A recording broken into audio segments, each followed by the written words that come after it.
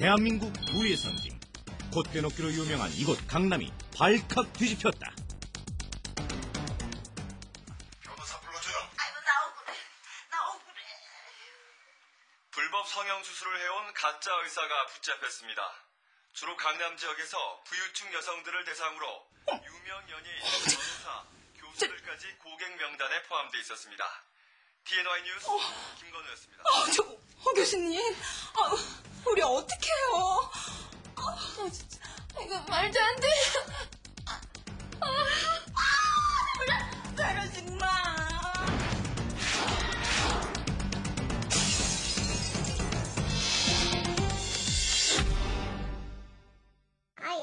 무슨 약을 투여했는지 몰라요. 아파요. 흉터가 있던데 어디죠? 이런데요. 여기 흉터가 있군요. 예. 얼굴도 안 보고 수술하니까 엉망진창이죠. 서울 강남의 한 고급 미용실. 열정이 대단하신 분이죠. 오늘 너무 아름답습니다.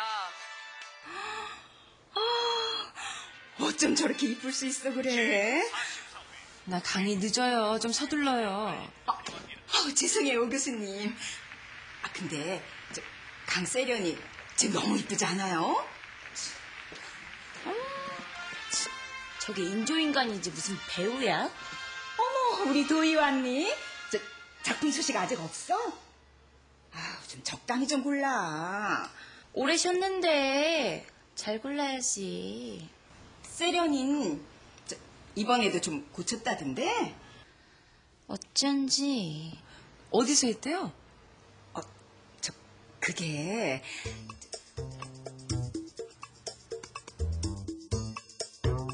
유명 연예인들과 부유층 여성들이 주로 드나드는 이 고급 미용실은 각종 고급 정보들이 공유되는 그녀들만의 아지트였다.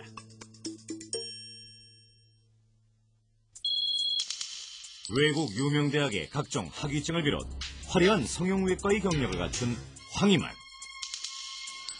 에드워드 황? 캠브리지 대학에선 영어 이름으로 학위를 받거든요. 그럼 왜 병원 개업을 안 하시고요? 이제 VIP 시대는 갔다고 봐야죠. 아무래도 이 BVIP들만 상대하다 보니까 말이에요. VVIP, very very important person. 역시 황 박사님이 괜히 신의 손이겠어요? BVIP들이 돈이 없어 수술을 못하나요? 아니죠. 소문이 무서워서 못하는 거죠. 그러니까 제가 그런 분들을 위해서 직접 방문해서 왕진하는 수밖에 없는 거죠. 맞아요. 우리 같은 사람들이 솔직히 돈이 없어서 못하겠어요? 소문 무서워서 내 돈 내 맘대로 못 쓴다는 게 말이 돼? 내 말이. 응? 일명 청담동 에드워드 황이라 불리며 병원 하나 없이도 성형외과계의 스타로 떠오른 황희만. 까다롭기로는 세계 초 인류급이라는 강남 부유층 여성들이 하루가 멀다 하고 그의 집을 드나들었는데 신의 손이라 불리는 이 남자. 청담동 에드워드 황. 그녀들의 마음을 사로잡은 그는 도대체 누구인가?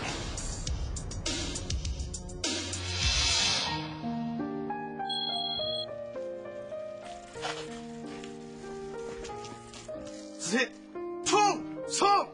평장 황희만 제대로 명 받았습니다! 바로! 이야, 세월이 빠르긴 빠르다. 벌써 제대야? 그렇습니다.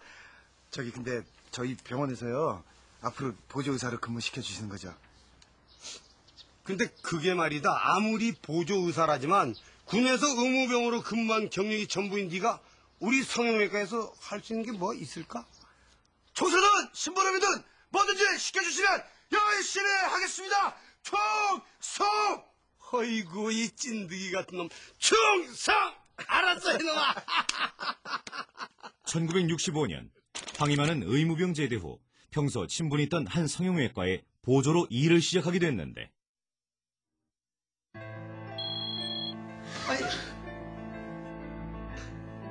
아니, 김 간호사도 그렇지. 이놈을 뭘 믿고 얼굴을 맡기나 맡기길. 이제 어떡할 거야? 선생님, 고쳐주세요. 쟤는 어떡해요? 넌 도대체 무슨 배짱으로 메스를 들었어? 네가 뭔데 메스를 들어? 죄송합니다. 앞으로 열심히 하겠습니다. 뭘 열심히 해?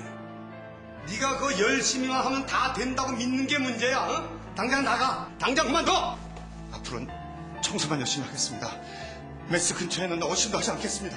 아니 이놈이 그래도 널 감옥에 쳐넣지 않은 걸 다행인 줄 알아. 앞으로 여기 얼씬도거리지 마라. 어? 그렇게 메스를 들고 싶으면 의대를 들어가든지 빨리 꺼져. 선생님, 그냥 보내버리면 어떡해요? 저 얼굴 돌려달라고 그러세요. 선생님! 야! 남몰래 간직하고 있던 성형외과 의사의 꿈은 물거품이 되고 말았는데, 그러나 성형외과 의사에 대한 황희만의 집착은 여전했고 이곳저곳 자리를 옮겨가며 본격적인 무면허 시술에 돌입했다. 근데요, 이런 건 다 어디서 나셨어요? 예? 예전에 성형외과에서 근무한 적이 있었는데 그만두면서 좀 빌려왔어요.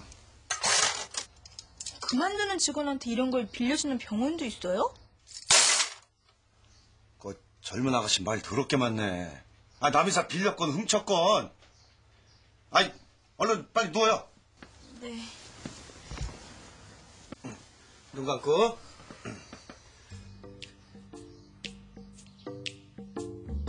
병원에서 훔쳐낸 수술 도구들은 그럴싸했지만 황희만의 수술 솜씨는 그야말로 뻔한 것이었다. 지금 눈 감고 뭐 하시는 거예요?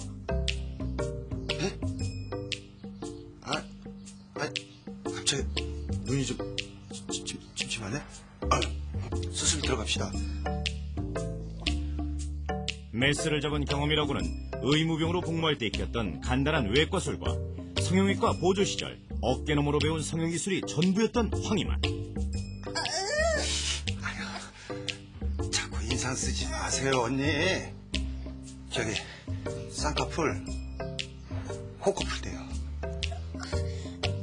너무 아프니까 그렇죠. 환자의 고통에도 아랑곳하지 않고 대범하게 손을 올리던 그때,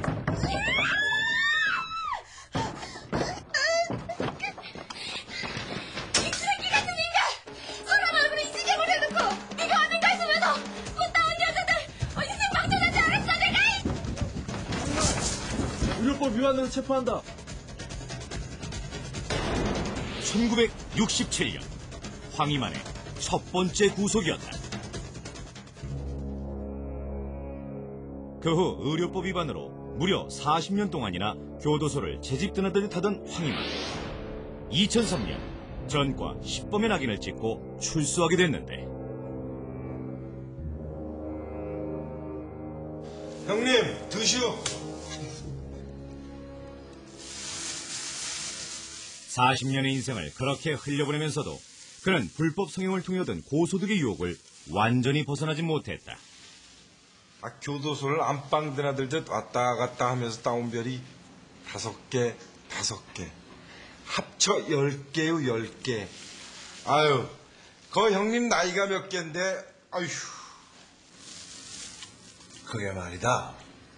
내가 아주 오랫동안 학교를 왔다 갔다 하면서 분석을 해봤는데 그 10번이 다 이 무면허를 수상하게 본 익명의 제보자들이 신고를 해서 걸린 거거든. 그래서 말인데, 그 형님 돈 있는 양반이 왜 그러오? 나 참, 아휴. 이 의대 졸업장, 이 박사학위, 뭐 그딴 거 짝퉁 만드는 데는 돈 많이 드냐? 얼씨구, 이젠 의사 면허증까지 만들어 달라고 그러지 그러오? 어? 의사 면허증. 저기 맞네, 맞아. 아유, 고생했구나. 그 잘난 얼굴이 그냥 기름기가 쫙 빠진 게 못 쓰게 됐네. 그래. 아이고, 옥수동 양 여사님? 과거 황희만에게 무료 성형을 받은 인연이 있었던 양옥자와 황희만의 이날 만남은 그야말로 환상의 커플 탄생이었고, 이날 이후 강남을 향한 그들의 거침없는 돌진이 시작되는데, 여기가 흔히 말하는 강남이라는 데야. 아, 심지어는 애들 학교도 강북에서 강남으로 옮기는데. 안 그래? 게다가 이 돈 좀 있는 동네에서 이 수술비 확 비싸게 부르면서 전문의가 특별히 출장 성형을 해준다고만 할 것 같으면 아, 그럼. 안 예뻐지고 싶은 여자가 어디 있어. 늙으나 젊으나 돈이 있으나 없으나 여자라면 다 예뻐지고 싶지. 근데 뭐 예뻐지고 싶다고 아무나 다 예뻐질 수가 있나? 여자하고 집은 돈 처발리기 나름이야. 옳거니 이런 걸 바로 기회라고 하는 거고, 이 기회는 저처럼 한 우물을 쭉 파온 놈들에게 온다는 거 아니겠습니까? 전과 10범 황희만. 그는 기존 방식으로는 한계가 있다고 판단. 강남 진출과 함께 획기적인 변화를 모색하게 됩니다.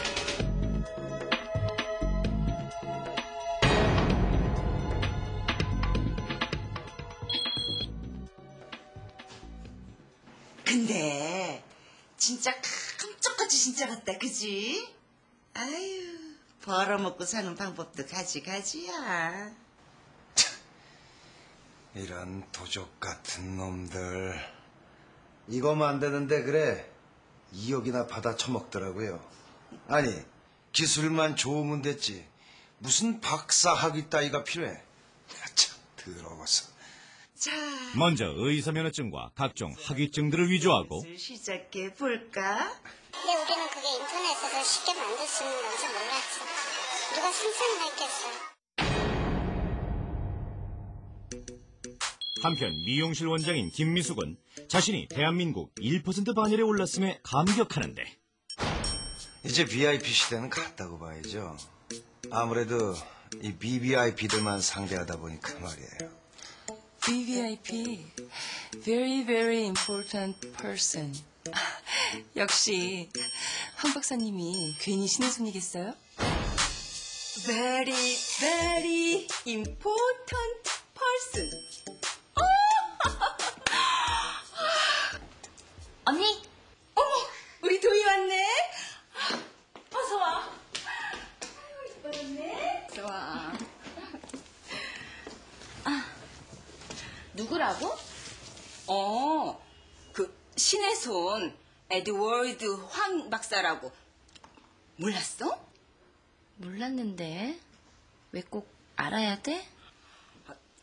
워낙 유명한 분이 되나서 너도 소문 들은 줄 알았지. 저기, 요즘 대한민국 1%들이 그 신의 손 에드워드 황 때문에 난리가 났어, 난리가. 그래? 성형외과가 거기서 다 거기지. 웬 신의 손? 미국 그 무슨 대학에 있어서 한국에는 1년에 한 20일 정도밖에 못 머문대. 그래? 그럼 이번에 못하면 1년을 기다려야 되겠네? 그렇다고 봐야지. 근데 그분 언제 오셔? 저기, 오셨다. 박사님. 안녕하세요. 아니 근데 직원들은 다 보냈죠. 우리 황 박사님 아무나 보여주면 되나요? 아니 근데 누구신가요? 예? 참. 미국에만 계시니까 잘 모르시는구나. 한국에서는 진짜 유명한 여배우고요. 지금 공백기인데 생각이 있다고 해서요. 차돌이라고 합니다. 예. 저기 제가 시간이 좀 없습니다만 상담은 다음 기회에. 그래, 내일 뵙도록 해. 저 내일 오전 중으로 예약을 하시죠. 네.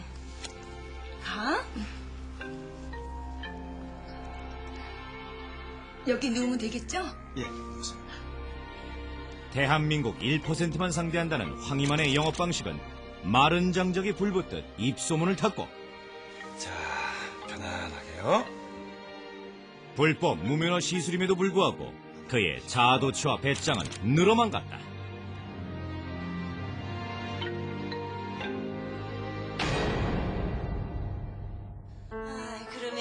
황 박사님 시간하고 차도희 씨 시간은 얼추 맞는 것 같은데. 근데 왜요? 이분이 워낙 비싼 분이라나서. 여보세요. hello. This is Edward Huang. Wait a minute, please. 미안해요. 미국 캠브리지 대학에서 전화가 와서 실례합니다. 네. Yes. 저기 얼마나 코가 1,500에다가 턱이 2,500, 견적이 한 4,000. 아유. 차도희 씨 워낙에 손댈 데 없잖아. 그냥 살짝만 만질 거라면 그냥 일반 성형외과에서 좋은 닥터 찾아보는 것도. 아유 비싼 만큼 그만큼 하시겠죠 뭐. 아유 그럼. Thank you very much. 미안해요. 오늘은 예약이 있어서 여기서 이만. 박사님 잘 부탁드려요. 너무 걱정하지 마세요. 감사드려요 박사님. 여기는 처음 본 막 연예인이랬지 뭐 괜찮은 여자들 있는 집 사람들이 다 했잖아. 그러니까 나도 했다는 소리 듣고 처음에 간 거야. 나 아무 데서나 할 사람은 아니잖아.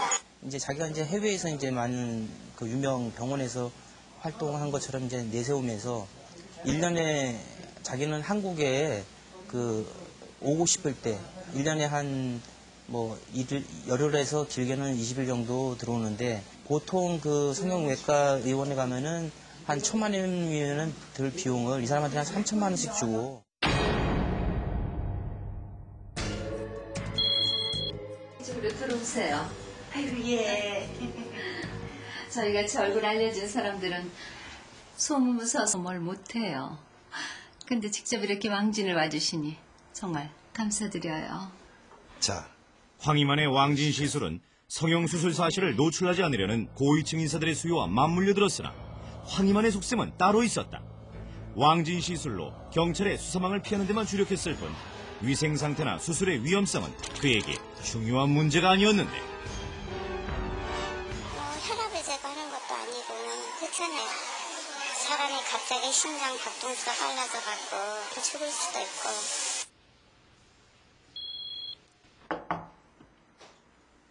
사모님, 미용실 김 원장 데리고 왔습니다.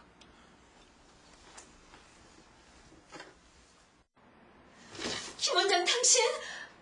죄송합니다, 사모님. 정말 당신 이거 어떻게 할 거야? 죄송합니다. 저도 피해자거든요. 당신한테 말해 뭐래? 꼴도 보기 싫어. 김비서 말 당장 데리고 나가.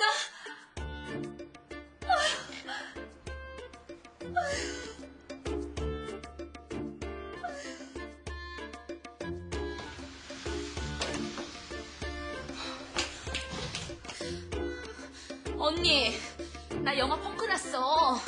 계약금, 위약금 언니가 다 해결해. 이거 봐, 김 원장. 당신 강남에서 계속 미용실 할 수 있을 것 같아? 도희야, 내 얼굴 좀 봐. 교수님, 저도 피해자예요. 그놈 찾을게요. 꼭 찾을게요. 언니, 미쳤어 정말. 이거 봐, 김 원장. 그놈 찾으면 어쩌라고? 찾으면은 지금 우리나라 그놈한테 당했다고 나서라는 거야 지금? 기가 차서 지금. 못 살아 정말. 이러지도 못하고 저러지도 못하고. 여기저기서 피해자는 속출했고 황희만은 신출귀몰에. 알겠습니다. 뭐래? 찾았어? 그게 미국 진출을 모색하고 있다고 합니다. 미국? 예, LA 쪽에 병원 한 곳을 인수했다고 합니다. LA에다가 병원을? 아휴, 어쩜 기가 막혀서. 그의 미국 진출 소식은 기가 막힐 노릇이었고 어떡해. 이 와중에도 양옥자의 집에선 장밋빛 전망이 펼쳐지고 있었다. 그런데 그 미국은 이제 어떻게 생각하게 된 거야? 이 미국 사람들 또 이 한국인 손재주 하면 알아주지 않습니까? 이 쇠젓가락이 한국인에게 선물한 재주, 손재주, 이퀄 에드워드 황, 이퀄 God of Hand, 이퀄 신의 손. 에드워드, 넌 진짜 난 놈이야, 난 놈. 보세요. 이건 미네소타 대학 의학 박사 에드워드 황. 이건 LA의 목적 그 건물 적은 병원 계약서. 브라보! 40년 넘도록 친고생만 하더니만. 누구세요? 아휴, 이 싼 게 비지떡이라더니 저놈의 싸구려 인생들. 아유. 나가요. 아이고, 사랑하셨어. 강남에서의 입소문은 전국 전역으로 퍼졌고 성형희망자들의 방문은 꼬리를 물었다.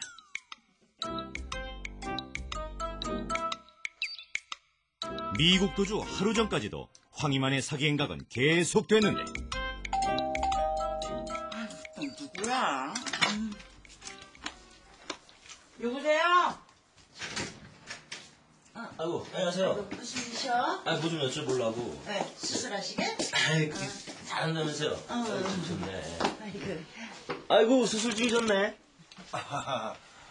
황희만 씨? 예. 당신을 의료법 위반으로 긴급 체포합니다. 양옥자 씨, 변호사 만나세요. 무조건 행사할 수 있어요. 미국 진출 하루 전 피해 여성들의 신고로 그의 무모한 아메리칸 드림은 깨지고 말았다. 황희만의 11번째 구속. 그의 나이 65이었다. 설마 그 안이 이제 시술하는 장소일까?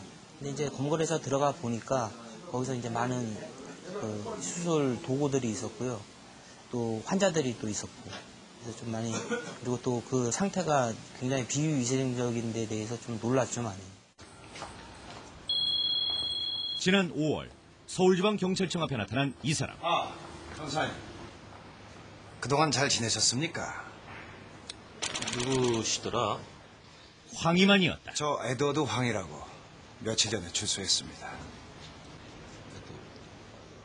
그분. 그런데 저는 무슨 일로... 전 평생 인간의 아름다움을 추구해 왔습니다. 만일 제가 다시 시술을 하게 된다면 형사님께서 또 저를 잡으려나 싶어서요. 에? 또 자기가 이제 별장을 하나 이렇게 얻어서 보안을 유지하면서 하면 되지 않을까 이렇게 얘기하던데 제가 하지 말라고는 말밖에 할 수가 없었습니다.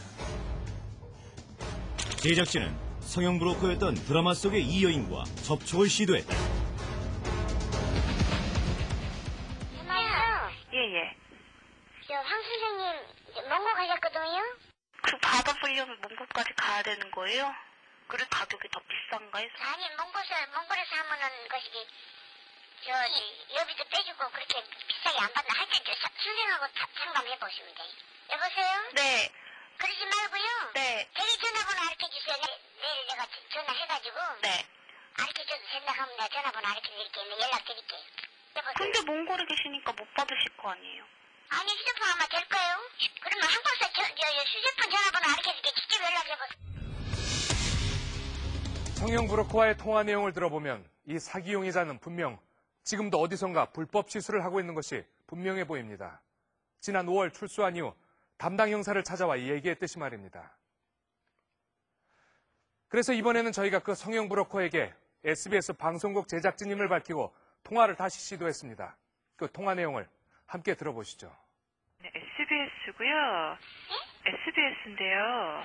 예, 트랙이라는 프로그램 만드는 제작진입니다. 난 몰라요. 어떻게 내 전화번호를 알아갖고 원고 간 게 아니고.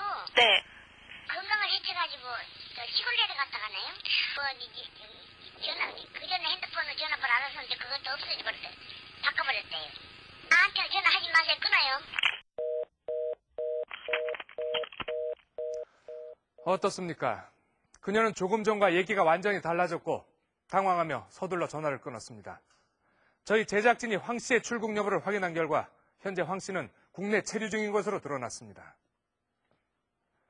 그렇다면 별장을 구입해서 철저한 보안 유지 속에 불법 성형 시술을 재개하겠다는 의사를 보였다는 피해자의 말대로 혹시 지금 이 순간 한적한 어느 별장에서 또 다른 피해자가 만들어지고 있는 것은 아닐까요?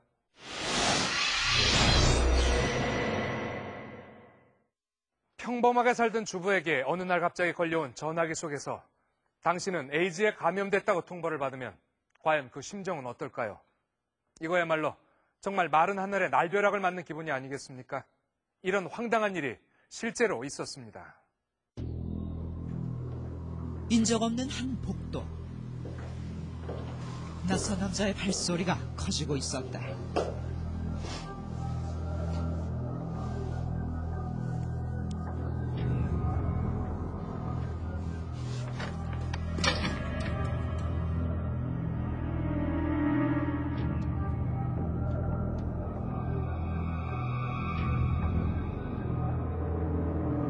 에이즈 양성 반응이 나왔습니다.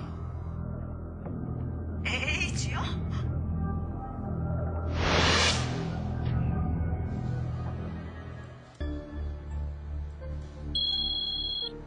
강원도의 한 병원.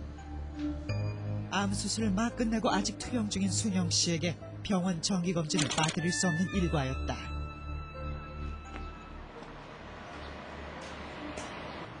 언니, 병원 다녀오는 길이야?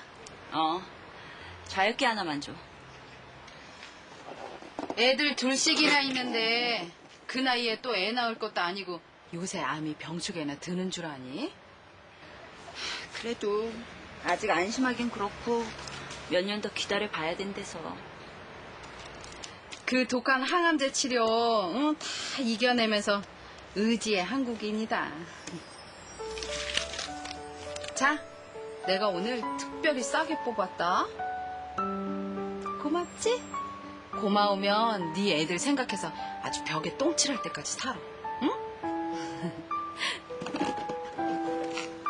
갈게 언니. 그래. 암을 이겨냈다고는 하나 아직은 안심할 수 없는 순영 씨였는데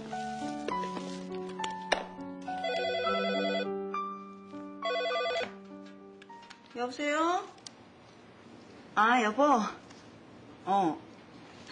알았어요. 아무튼 술 많이 마시지 말고. 노력해볼게 여보. 문단속 잘하고.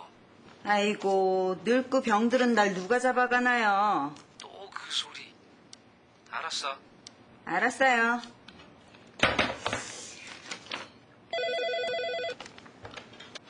왜 또... 네. 예고 없이 걸려온 한 통의 전화. 제가 김순영인데요. 여기는 보건복지부 질병관리팀입니다. 보건복지부요? 얼마 전에 병원 다녀오셨죠? 네. 근데 무슨 일이세요? 피 검사도 하셨죠? 네. HIV 검사에서 양성으로 나왔습니다. HI 몸 검사요? HIV 검사라고 에이즈 검사인데요. 에이즈 양성 반응이 나왔습니다. 뭐라고요? 에이즈요? 그때요 정말 인생이 끝났다고 생각했죠. 말로만 듣던 에이즈인데 그게 나한테 걸렸다니까 느껴지지도 않았고 정말 소문 날까봐 가족들한테는 또 어떻게 해야 되나 뭐 여러 가지 생각으로 너무 힘들었고 정말 죽으려고까지 했어요. 그날 밤 어느 날 불현듯 날아온 에이즈 선고를 믿을 수 없었던 순영 씨. 암을 갓 이겨낸 그녀에게 에이즈는 하늘이 내린 형벌이었고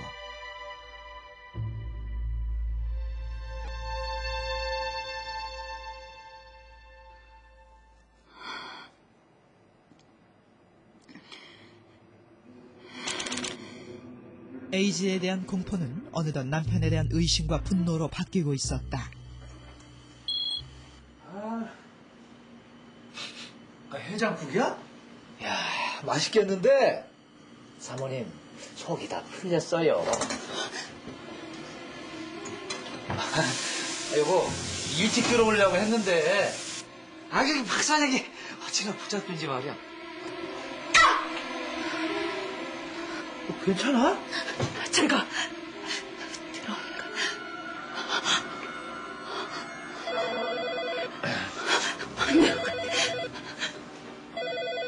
남편 역시 아내에게선 알 수 없는 기운을 느끼고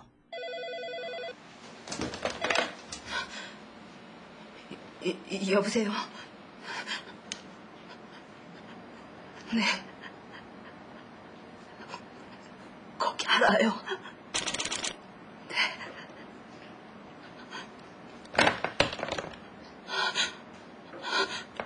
말 못하죠. 오히려 남편을 의심했죠. 남편이 어디 가서 뭘 잘못해서 나한테 옮겼나 싶어가지고 남편이 곁에 오는 것도 싫었고 그게 알려지는 것도 또 딴 사람한테 알려지는 것도 무서워서. 에이즈 감염을 확신한 순영 씨. 수학이 저편의 남자를 만나게 되는데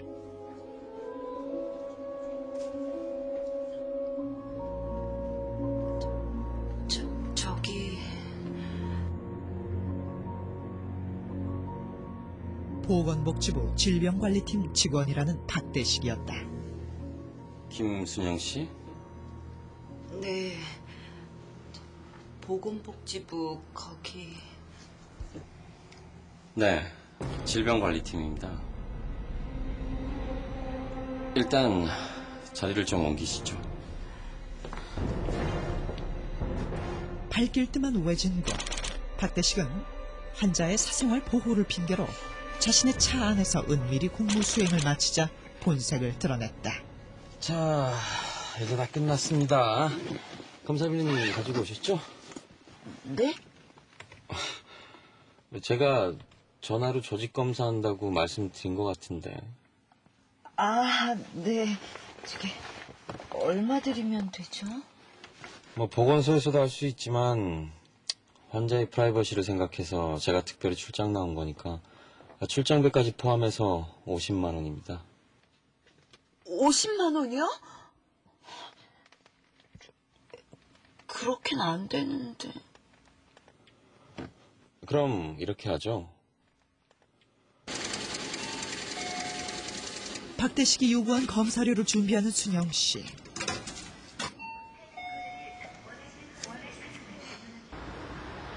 에이즈라는 죽음의 공포 앞에서 자신의 신변 보호를 위해 특별 출장 중이라는 그의 말을 의심하지 않았는데.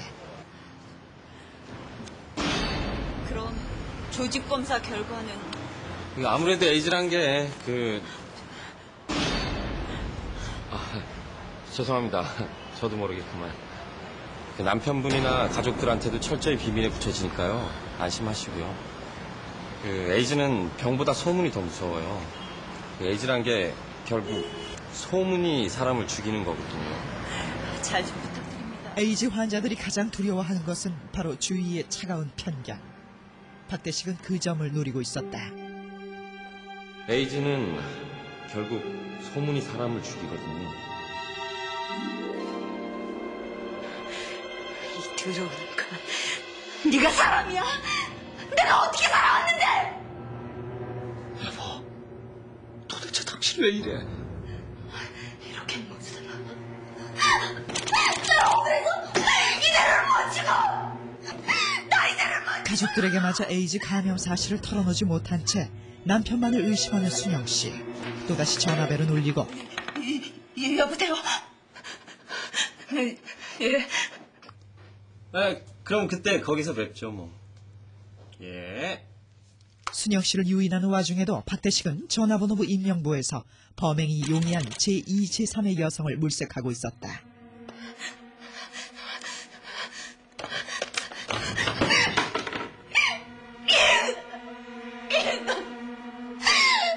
엄마, 도대체 왜 이러는데? 왜 그래? 우리가 엄마한테 뭘 잘못했는데 누가 안 걸리래? 너희들 다 못해?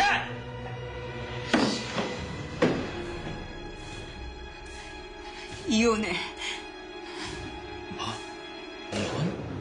엄마! 아빠가 엄마한테 어떻게 했는데 그렇게 말해? 난 네 아빠한테 어떻게 했는데? 네 아빠가 인간인 줄 알아? 그래! 마음대로 해, 마음대로. 내가 집에 들어오나 봐라. 순영 씨는 가족 정체를 에이지에 가두고 있었고 단란했던 가정은 걷잡을 수 없이 불행의 늪으로 빠져들고 있었다. 저는 잘못한 게 없어요.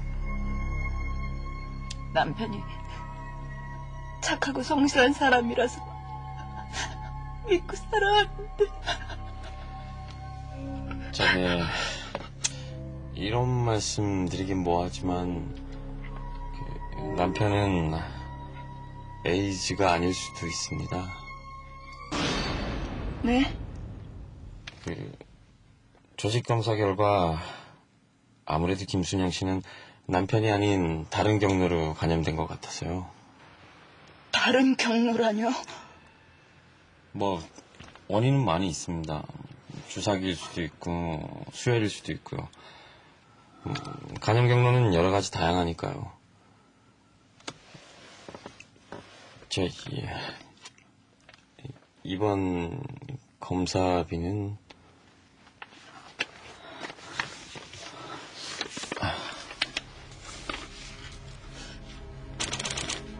그럼 지난번 병원에서 암 수술할 때 그건 이번 검사 결과에서 자세하게 잘 나올 겁니다. 각종 검사의 필요성을 계속 강조하는 박대 씨. 그의 교묘한 올가미에서 순영 씨는 헤어나오지 못하고 있었는데 집에 돌아온 순영 씨를 기다리는 소식은 뜻밖이었다. 아무래도 애들이 집을 나간 것 같아. 뭐? 왜?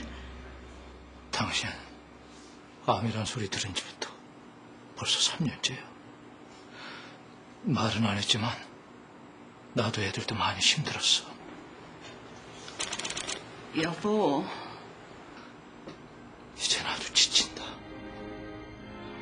청천벽력 같은 에이즈 선고 이후 자활의 의지는 꺾인 지 오래였고 감염 경로가 남편이 아니란 박대식의 말 한마디에 남편에 대한 죄책감까지 새롭게 고개를 들었는데 아이들의 가출 소식은 하루하루 버겁게 지탱해오던 그녀의 삶을 송두리째 무너뜨리고 있었다. 옛날에 엄마 아빠가 이렇게 싸우니까 아이들도 그냥 가출도 하고 저희들도 더 이상 이러고는 못 살겠다 싶어서 그냥 이혼까지 생각했었죠. 이혼이라니? 아니 미영 아빠가 그동안 자기한테 얼마나 잘해줬는데. 그냥 말도 안 되는 소리 하지도 마. 설사 미영 아빠가 자기한테 이혼하자 소리를 해도 꼭 참고 살아야 할 판에 자기가 먼저 미영 아빠한테 이혼하자 소리 나와 그래? 난 그래야 돼, 언니. 그래야 되기는. 근데 웬 가방이 이렇게 커? 어디 가? 어디 좀 가려고. 그 몸을 해가지고 어딜 간다고 그래. 혈당 체크기 하나 있어요. 아, 예. 언니, 그동안 고마웠어. 아니, 순영아. 예. 얼마죠? 아, 예. 저기, 혈당 체크기요? 아, 잠시만요. 결국 순영 씨는 남몰래 생을 맞춰야겠다는 결심으로 가정을 떠났다. 한편 진석은 한 달 넘게 소식이 없는 아내와 딸 때문에 어느 하루 마음 졸이지 않는 날이 없었는데 미영 아빠. 미영 엄마 소식은 아직 없어요? 네. 애들은요? 여기저기 찾아보는데 없습니다. 그래도 좀 기다려보면. 미영아.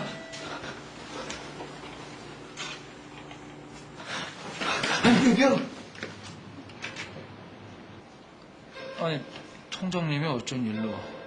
예, 아직 미영엄마 소식 없어요? 애들이고 애엄마고 깜깜 무소식이라네요. 그리고 이분은 형사님이신데.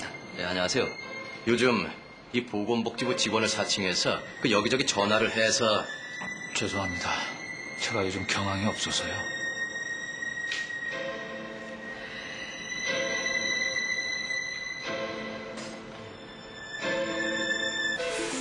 예? 에이즈요? 네, 이 전화기 옆에 붙여두시고 이 무슨 일이 생기면 바로 연락 좀 주십시오. 피해자가 한둘이 아니래요, 지금. 그래요?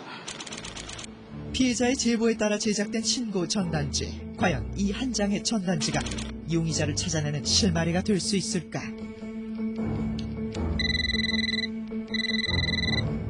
바로 그때 여보세요? 네, 여긴 보건복지부 질병관리팀입니다. 마지숙 씨 좀 부탁드리겠습니다. 네, 제가 마지숙인데요. 얼마 전에 병원 다녀오셨죠? 네, 마지숙 씨가 에이즈 양성 반응으로 나와서 그 조사를 좀... 어머, 그래요? 순영 씨의 행방은 여전히 묘연한 가운데 마지숙의 제보로 경찰의 행보가 빨라지기 시작했는데. 네, 그럼 거기서 기다리겠습니다. 네, 거기 알아요. 네. 네, 네, 천안각에서 이어집니다. 네. 지금 거기로 나가겠다고 예. 했어요. 아, 예. 예, 잘하셨습니다. 그러니까 예, 알겠습니다. 감사합니다.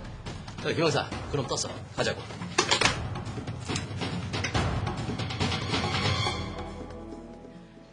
저기요. 아, 이 아줌마가 정말. 내가 지금 약속이 있다잖아요. 제발 좀 부탁드릴게요. 네. 아줌마, 내가 지금 약속이 있으니까 귀찮게 하지 말고 얼른 좀 가요. 저기요. 제 입으로는 차마 말 못하는 거니까 보건복지부 차원에서 우리 남편한테 검사 좀 받으라고 얘기해 주라는 거잖아요. 제 말은. 알았어요, 알았어. 되게 남편한테 병원에 가서 검사 받으라고 꼭 얘기할 테니까 내가 지금 여기 약속이 있으니까 제발 좀 가세요. 예? 제발 좀요. 여기서 만나기로 하셨다고요? 여기 어디라고 그랬는데? 어머, 저건 왜 그러시죠? 저 미영이 엄마 같은데요? 에이즈를 미끼로 접근한 박대식의 교묘한 거짓말을 눈치차리지 못한 순영 씨의 고통은 끝나지 않고 있었다. 아, 잠시만요. 이 보건복지부에서 나오셨죠? 거기사!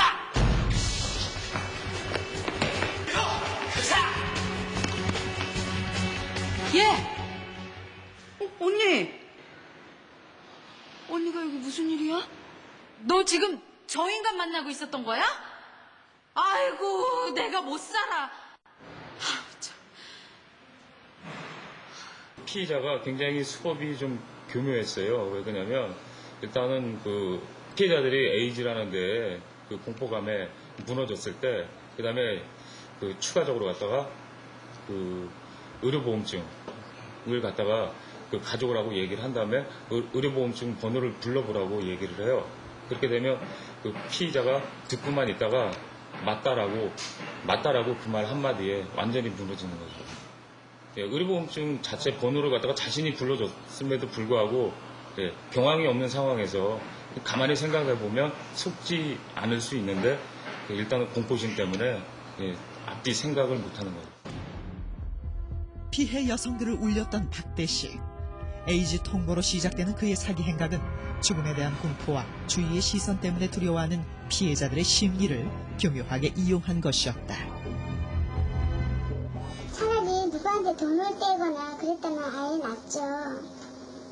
근데 내가 무슨 에이즈에 걸렸다 한 거니까 정말 목숨을 포기하고 싶은 그런 마음까지 들었거든요.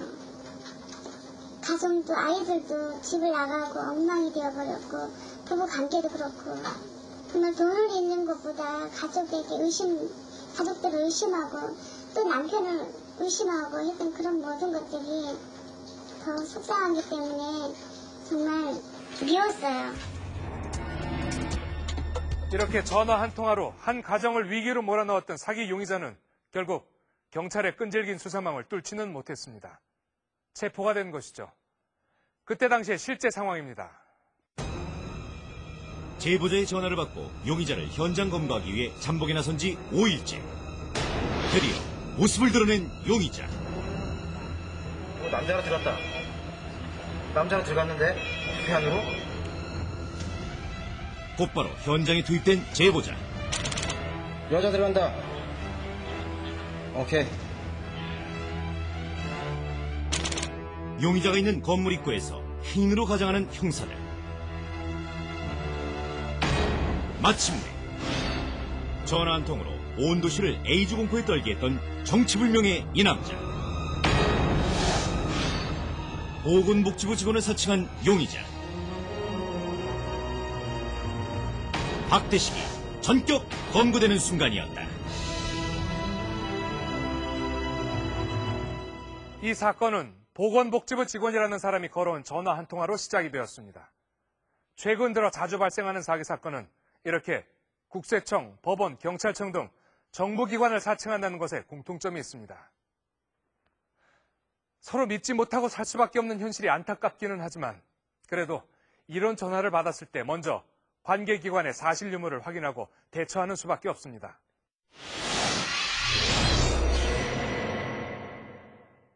최근 들어 인터넷 오픈마켓의 가격 비교 사이트를 통해 같은 물건이라도 가장 싼 값에 구매하는 분들이 많이 생겼습니다.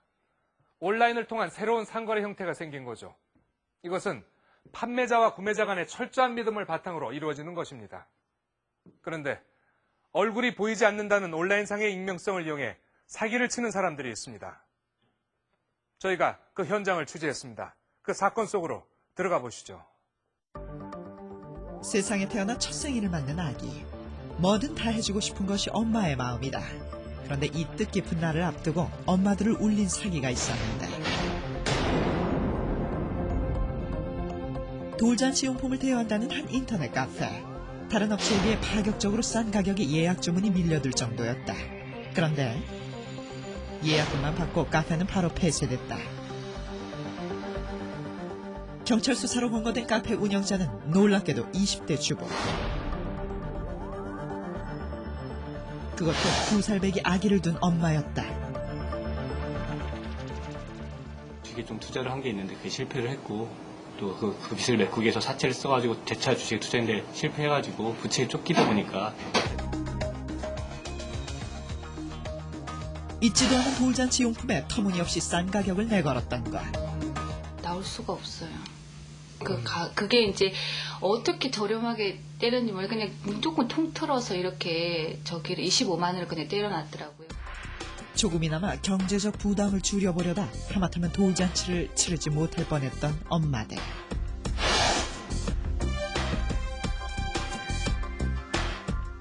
이제는 인터넷을 어디까지 믿어야 할지 모르겠다는데. 그래서 내가 어떡할까 할까 말까 하다가 그래도 따니까 혹시 몰라서 그래도 믿고 한 거죠. 그래서 그 애기 엄마라고 했으니까. 인터넷 최저가를 내건 사기. 의심하면서도 왜 속을 수밖에 없는 것일까?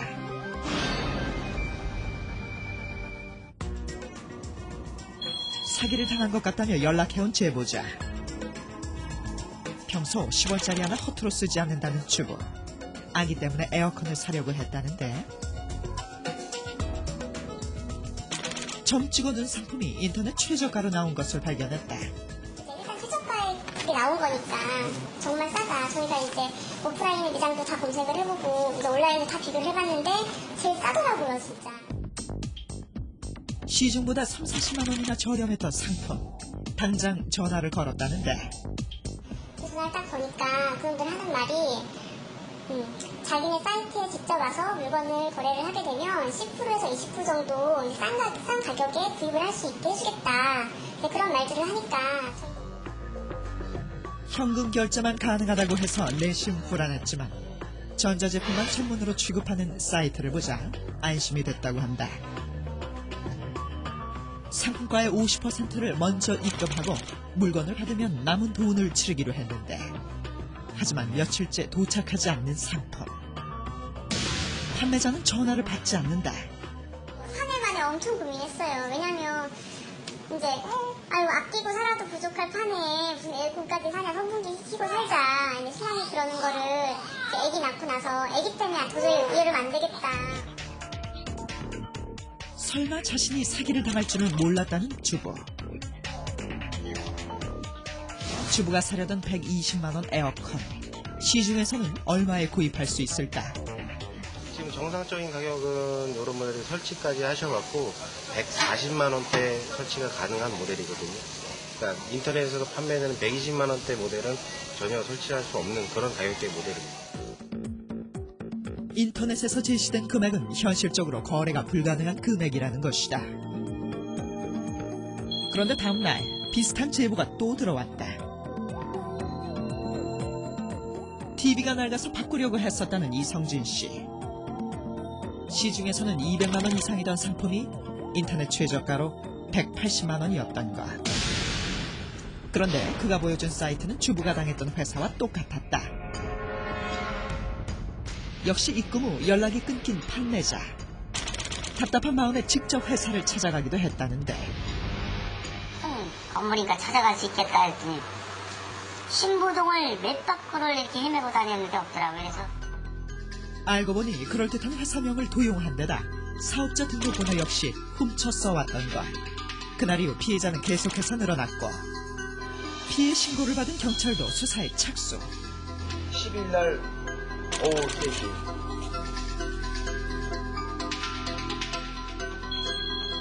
그런데 취재 4일째 사이트는 갑자기 폐쇄돼 버렸는데 저렴하게 구매하려던 심리를 노린 것 같아 더 괘씸하다는 피해자들. 속상하죠. 제가 진짜 그 돈이면은 마음 편하게 애기 기저귀도 막 써가면서 솔직히 애기 기저귀도 굉장히 아껴 쓰거든요. 이제 그동안 애기 기저귀나 펑펑 써볼 걸 괜히 아껴가면서 썼구나 그 생각도 들죠. 막 한심스럽죠. 단순해 보이는 이 사기가 통하는 이유는 무엇일까? 우리는 취재 도중 인터넷 사기로 구속됐던 사람을 만날 수 있었다. PC방 같은 데 자주 가잖아요. PC방 가가지고 게임을 하는데 게임을 하다가 딱 곰곰이 생각을 해보니까 이거를 내가 판다 해가지고 돈을 먼저 입금을 받고 물건을 안 주면 되겠다. 그렇게 딱 생각이 든 거예요. 반신반의하며 시작했던 사기. 하지만 예상보다 훨씬 많은 사람들이 돈을 붙여왔다는데. 그러니까 저도 인터넷에서 막 이렇게 막 물건을 살 때가 있었어요. 근데 그때는 내가 이렇게 사기를 치고 있을 때였는데 저도 그러니까 사기꾼 입장에서 그러더라고요. 그런 사람들 보면은 좀 멍청하다는 생각이 들어요. 어차피 다 자기 손해잖아요. 그걸 당하면. 근데 그런 것도 있겠죠. 딴 맛에 살라고 하는 사람들도 있겠죠. 최저가는 물론 고가의 상품을 구입할 때도 사람들은 의심하지 않았다는 것이다. 저는 솔직히 지금 제가 만약에 한다 해도 진짜 엄청나게 할 수 있는 그런 방법이랑 자신은 있어요. 근데 하면 안 되죠 이제. 나이도 좀 먹고 다시 뭐 하고 언제까지 그런 거 마음에 살겠어요. 저는 인터넷 거래는 진짜 아니라고 봐요. 그러니까 없어졌으면 좋겠어요. 솔직히. 그는 우리가 취재 중인 사기에 대해 몇 가지 정보를 알려줬다. 사기 사이트의 판매자는 여름 특수인 에어컨을 다시 올릴 가능성이 크고 유난히 반복해서 오르는 저가의 상품은 지속적인 감시가 필요하다는 것. 피해자들도 적극적인 검색을 시작했다. 또한 사기꾼은 돈이 입금되면 바로 인출하기 때문에 은행에 오는 시간도 정해져 있다고 했다. 2시부터 저녁 한 9시까지 할 때까지. 그때 가장 많이 사기를 친 시간? 네. 그때도 많이 입금되는 시간이고 그 시간이 제일 적게 나죠. 취재 6일째 은행의 무인 카메라에 사기꾼으로 예상되는 용의자가 포착됐다. 용의자 인상착의를 확보한 경찰은 즉시 잠복 수사에 들어갔는데, 그리고 이틀 후 계속된 최저가 검색 결과 사라졌던 사기 사이트가 다시 뜬 것을 발견했다. 사이트 주소와 통장 계좌가 바뀌었을 뿐 똑같은 사이트였다. 아직도 물건을 팔고 있는 것일까? 통화를 시도해봤다. 걱정이 되시면은요. 예. 그냥 통해서 사례를 해주십시오. 예. 그 가격이 조금 더 인상이 될 뿐이에요. 170만 원 올라와 있는데. 제가 다시 또 물건을 구매하는 척하고 전화 통화를 했더니 같은 목소리고, 예. 또 전화상으로다가 장사하는 상술이 똑같았고, 그래서 확실하다, 이놈이다, 이런 생각을 했죠. 다음 날 주말에 입금된 돈을 찾으러 온 것일까? CCTV에 포착됐던 용의자와 인상착의가 비슷한 남자가 나타났다. 모자를 푹 눌러 쓴 채 주위를 의식하는 모습이 사기꾼이 확실한 것 같았는데,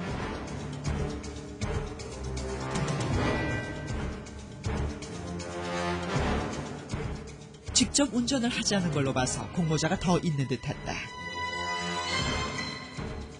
한꺼번에 검거하기 위해 일단 좀 더 지켜보기로 했다. 다음 날이 될 때까지 그들은 하루에도 몇 번씩 PC방과 모텔을 오가고 있었는데, 가짜 사이트를 켜놓은 채 고객을 관리하는 모습까지 확인한 뒤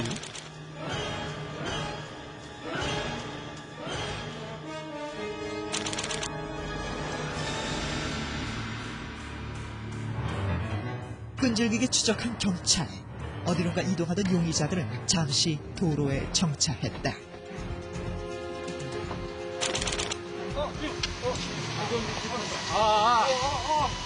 경찰에 확인할 수 있고 물건을 행사할 수 있다. 마침내 사기 용의자 전원 검거. 20대 중반의 피의자들에게는 아직도 앳된 얼굴이 남아있었다. 한 명은 이미 인터넷 사기죄로 수배 중이었는데, 그 전에 수배 중인 건은 약 한 2억 원 정도 이렇게 확인됐습니다. 이거 좀 언제부터 하신 거예요? 며칠 안 됐습니다. 며칠 안 됐어요? 예. 그럼 이거는 처음에 어떻게 시작하게 된 거예요?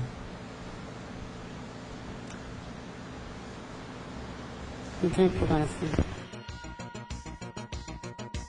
고향 친구인 세 사람. 취업이 안 된다는 고민으로 자주 어울렸고, 이거 왜 이렇게 싸지?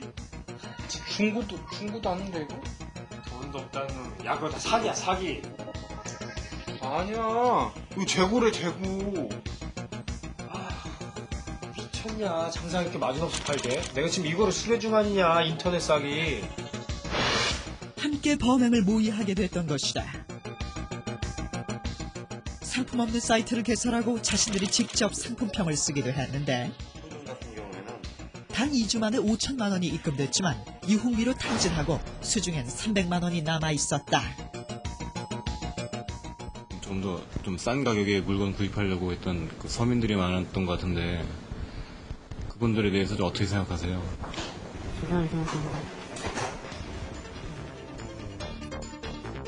인터넷 최저가라는 양날의 검. 인터넷을 악용했던 이들 때문에 피해자들은 인터넷 쇼핑에 대한 신뢰를 잃어버렸다고 한다. 솔직히 사기는 처음 당해봤어요. 그러니까 이제는 못 믿죠, 사람을. 이렇게 정말 사기를 처음 당해서 그런지는 모르겠는데, 정말 지금 오신 분도 피디님이 맞으신가? SBS 측이 맞나? 이런 의심이 갈 정도로. 그리고 겉으로는 번듯해 보여도 사기 사이트에는 이상한 점이 많다고 하는데, 얘는 반드시 기입을 해야 되는 날이에요. 요거 일단 이상하죠, 대표자.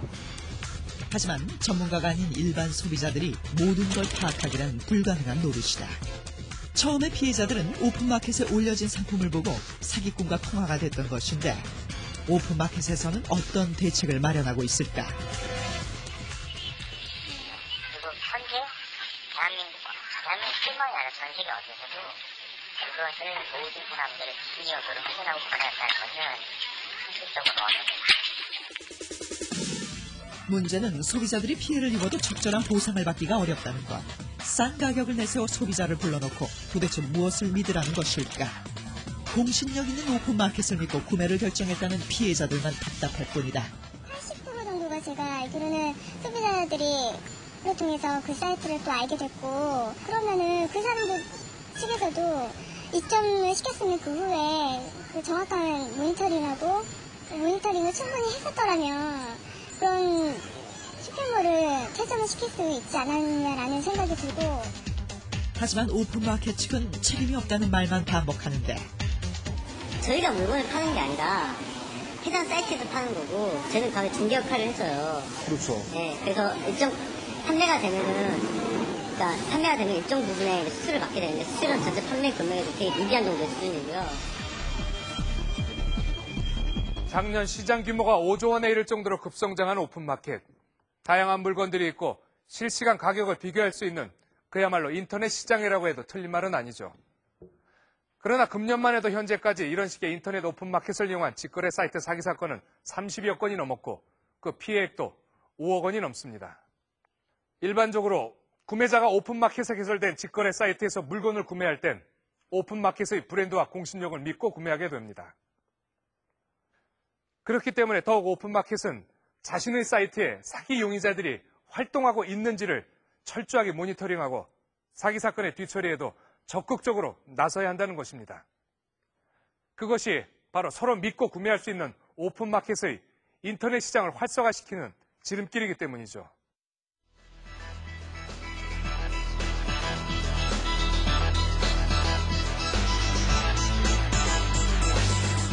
프로그램에 도움 주신 분들께는 레드캡 투어에서 상품권을, 주식회사 효온라이프 장례 서비스에서 도소문화 상품권을 드립니다.